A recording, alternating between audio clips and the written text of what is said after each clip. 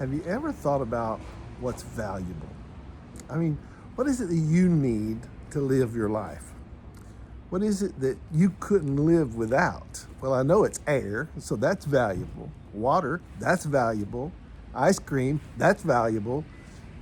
Bagels, those are valuable. There are values in life. There are things that we determine that we need and that are necessary to living our lives in a way that lifts us, that encourages us, that brings us forward. You know, this has been a wonderful week that I've experienced because I've really gotten some direction and some clarity on some things that I have been seeking for a while.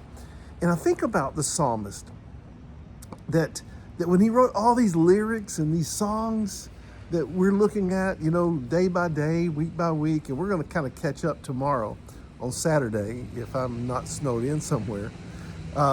We just find what's valuable and find it also in somebody else's experiences sometimes, like the psalmist.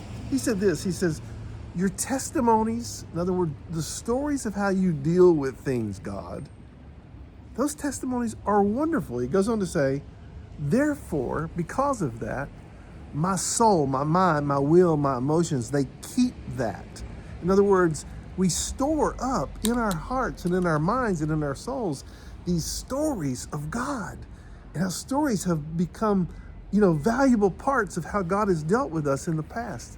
You know, I go back to some of my earliest memories of my mother being miraculously healed on the night when the doctor said that she was going to die. I saw her bounce back from cancer 3 times. I saw my dad be healed of cancer.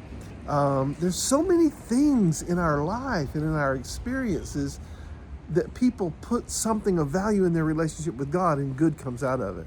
Now, I know that sometimes we get disappointed. Sometimes things don't go as well as we think they should go or that we want them to go. But still, the accumulation of stories in my life, and I've had some bad stories in my life, of my own personal disappointments and my own personal failures. But you know what? I live to tell about it. And those are part of my testimonies. And so I think about the value of God's Word, reading the stories of the Bible, and how they encourage us, how they propel us, how they fuel us for tomorrow, and they give us hope.